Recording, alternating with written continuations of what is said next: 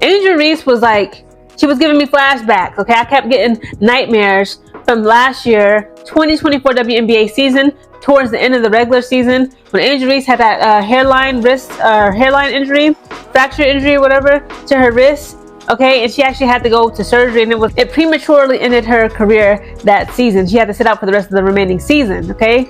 And she kept on grabbing at her. Did you notice Angel Reese's expression as she walked off the court? The fear in her eyes said it all. She clutched the same wrist that ended her season last year, and in that moment, it was clear. This wasn't just physical pain. Sitting on the bench, she wasn't just hurting. She was staring down the possibility of history repeating itself. Last time, this nightmare led to surgery. Now, with the WNBA season just weeks away, it's happening again. The timing couldn't be worse, just as women's basketball is finally getting the recognition it deserves. This isn't just a setback for one player, it's sending shockwaves through the entire league. Go to surgery, and it prematurely ended her career that season. She had to sit out for the rest of the remaining season, okay? And she kept on grabbing at her wrist, and you could tell that she was in pain. What seemed like a minor wrist issue turned out to be a serious hairline fracture, forcing her into surgery and cutting short her promising rookie year. The timing couldn't have been worse. And now, did you catch those early moments in the unrivaled league game? The camera zoomed in on Angel Reese, her face etched with pain as she clutched her wrist in the first quarter. Every movement made her wince, yet she fought through, still attempting layups despite the visible discomfort.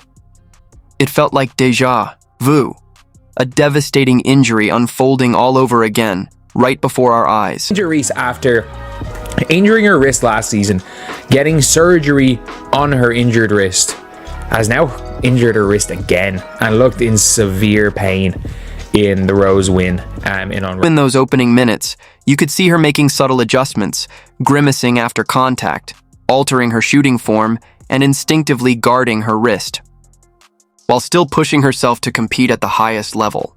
Her body language said it all. Something was seriously wrong. I'm grabbing at her wrist, and you could tell that she was in pain. She was doing this in the first quarter of tonight's unrivaled league game. She was still moving and grooving, trying to make them layups. Again, she was doing her layups, okay? She had energy like the Energizer Bunny. Again, it was very apparent that she was in pain due to her wrist. The most frustrating part? When Reese first suffered this injury last season, some critics had the audacity to accuse her of faking it. They questioned her toughness, her commitment, only for medical tests to later confirm she had a legitimate hairline fracture requiring surgery. Now, as she pushes through the pain once again, her resilience speaks volumes. And those same critics?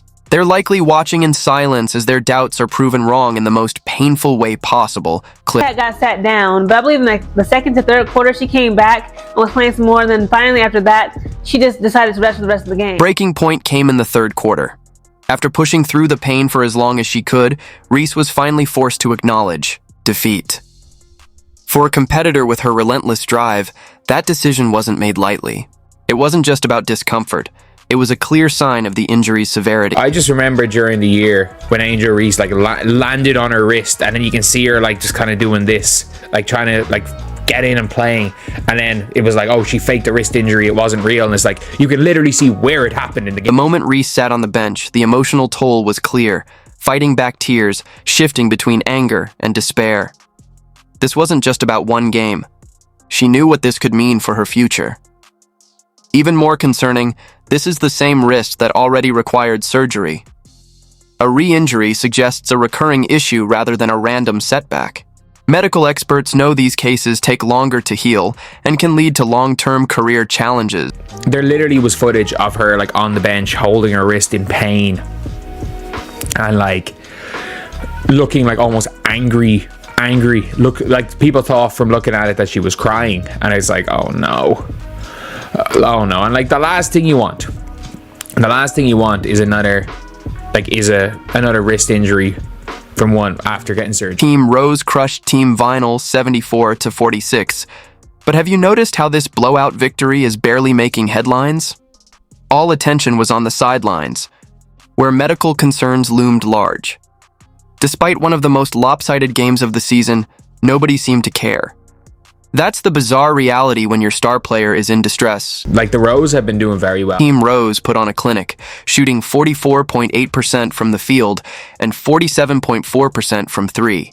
Meanwhile, Team Vinyl collapsed, missing all 13 three-point attempts and shooting just 31.6% overall. Normally, failing to crack 50 points would be the story, but not tonight. Okay, field goals made. So Team Vinyl, guys, they were 18 for 57, whereas Team Rose were 30 for 67. And then for three-pointers, this is really bad. Okay, Team Vinyl, again, they got some good pieces. They got Ray Burrell. They got, what's the girl name? What's the little girl name? Don't tell me. They got Aaliyah Boston, okay? They were horrible, okay, at shooting if you just look at the score. So for three-pointers, they were 0 for 13.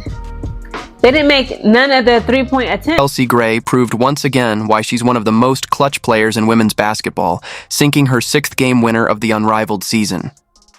Her elite point: guard play was highlight-worthy, backed by Team Rose's dominance on the boards, grabbing 41 rebounds to Vinyl's 38. It was a complete performance, showcasing their clear superiority. Brittany Sykes and Chelsea Gray, they really made a huge difference and impact in this game again, guys. This is Chelsea Gray's sixth time hitting the game-winning shot in this current unrivaled league season. Again, it was an amazing game, an exciting game. Shout out to everybody, okay, that was out there moving and grooving on Team Rose. But did you notice the bench as the score gap grew? The usual energy faded.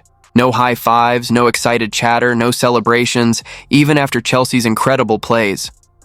The mood shifted from competitive intensity to something eerily quiet, like a hospital waiting room.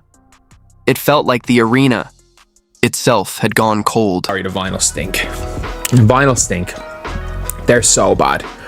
Like, with or without Enrique, like, I predicted them to be my freaking winners.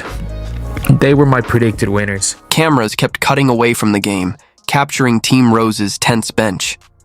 Coaches huddled, teammates exchanged worried glances, and medical staff moved quickly. Despite a 30-point lead, the energy was gone. What should have been a celebration felt subdued. Players kept looking toward their injured teammate, struggling to focus. Post-game talk wasn't about the win, it was about the uncertainty surrounding her condition. Season's 2 months away. If it ends up being another injury, maybe not one that requires surgery, but another serious wrist injury, you're looking now at, I don't know, going into, say, May, June, for her to come back. And sorry, that first game of the season becomes significantly less relevant if Reese is not there. Behind the worried faces on Team Rose's bench lies a harsh reality about women's basketball that few discuss. Female athletes face fundamentally different injury risks than their male counterparts.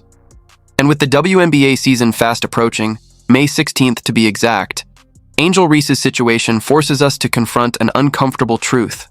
The relentless grind of year-round basketball may be breaking down these athletes' bodies before their careers even truly begin. Again, to see any player getting injured.